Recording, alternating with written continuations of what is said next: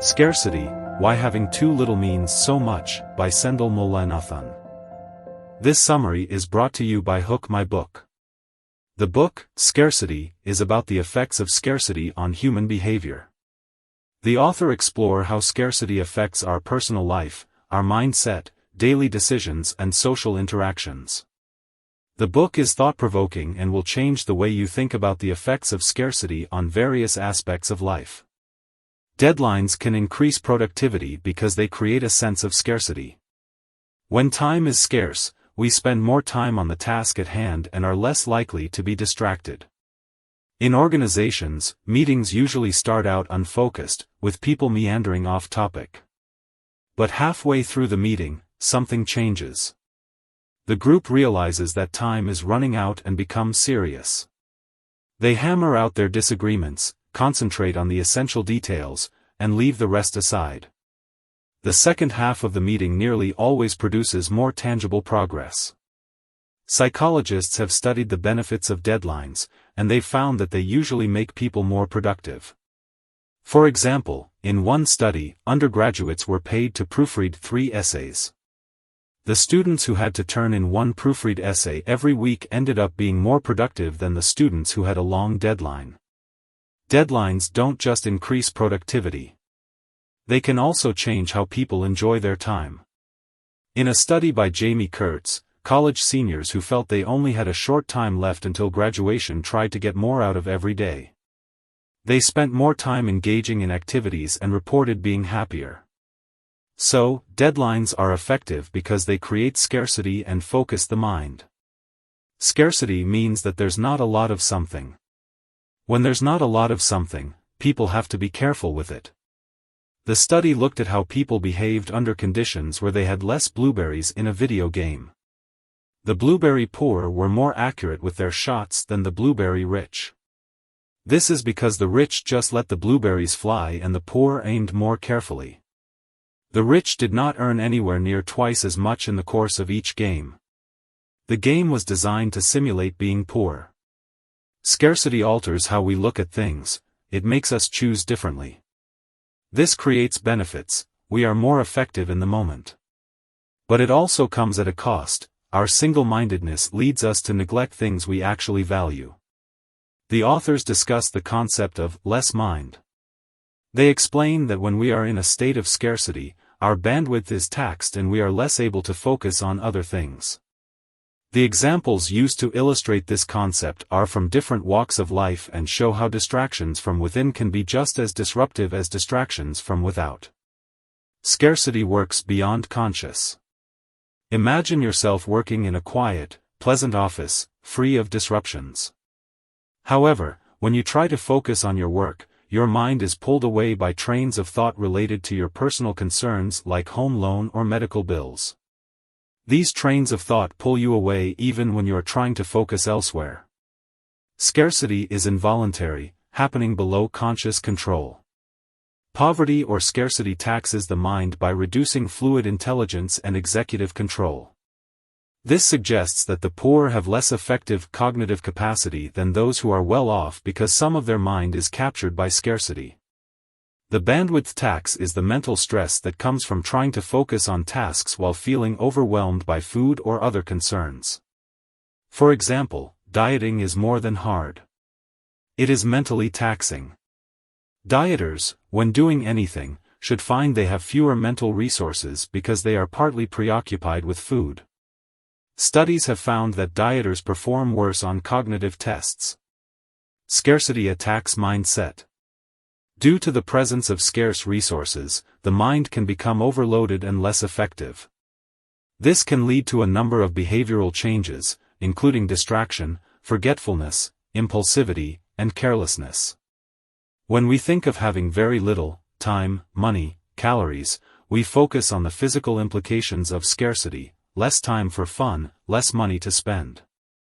The bandwidth tax suggests there is another, perhaps more important, shortfall. We must now get by with fewer mental resources. Scarcity doesn't just lead us to overborrow or to fail to invest. It leaves us handicapped in other aspects of our lives. It makes us dumber. It makes us more impulsive. Scarcity creates scarcity. The packing example illustrates how a lack of scarcity creates trade-off thinking. We pack our suitcases loosely, not filling every nook and cranny, which leaves room for slack. Slack is the leftover space in our suitcase after we've packed it with enough items. When we experience abundance, we don't have to worry about trade-offs and can just add items without taking anything out. But when we experience scarcity, like when we're running low on money, adding an item requires taking something out, and there's not as much slack. This mindset is a feature of abundance, and slack is the result. This explains why the poor have less slack and the rich have more. Where does all the slack go? Some items that people often buy in bulk and store in their kitchens or garages are cabinet castaways, which are food items that have been bought but have not been used in a long time. These items can take up a lot of space in a kitchen, and they can be expensive to store. People also tend to buy more of these kinds of items when there is more slack in their lives, because they do not feel as compelled to use them all. This can lead to inefficiency and waste. Marketing researchers conducted a study by asking shoppers how much they spent in a certain area and how accurate they were in knowing the prices. The less affluent were more accurate in knowing prices and the total price of their items, while the rich were only accurate in knowing the prices of items that they bought frequently. Predictions are truer for those who actually have the scarcity mindset. Poors are not always more rational. But, they have a specific skill: they are better at making ends meet today. They make a dollar go further. They become experts in the value of money. This expertise can make them appear more rational, less prone to inconsistencies, in some contexts. Borrowing goes hand in hand with scarcity. Payday loans are a way for people who are already struggling to get by to get some extra money, but sometimes they can't afford to pay them back. Payday loans can be a way to get around your debt, but they can also be a way to get even deeper in debt. People who are already struggling might take on more payday loans because they don't have any other options, and they can't afford to pay them back. Scarcity leads us to borrow and pushes us deeper into scarcity. People short on money patch together short-term solutions and ignores long-term benefits. The author argues that people with scarcity mindset often neglect the important but not urgent tasks. This can lead to short-sightedness and poverty trap. The scarcity trap is a situation where a person is constantly in debt, even though they could easily break free if they had just a little more time. The reason why this happens is that the person is focused on the short term, rather than the long term, and does not appreciate the power of compounding. Designing for scarcity. To be free from a scarcity trap, it is not enough to have more resources than desires on average. It is as important to have enough slack, or some other mechanism, for handling the big shocks that may come one's way at any moment. The shocks can be anything like medical emergencies or accidents. Many analysts are stymied by the behavior of the poor. Low-income training programs in the United States, for example, suffer from absenteeism, dropouts, and a failure by the intended recipients to sign up. Microfinance programs in the developing world bemoan the fact that their clients do not invest enough in high-return activities. Instead, loans are used to pay off other debts, to fight fires, like school fees that have come due, or simply to buy consumer durables.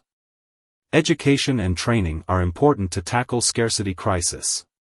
When there is not enough money, people will usually start to borrow money to make up for it.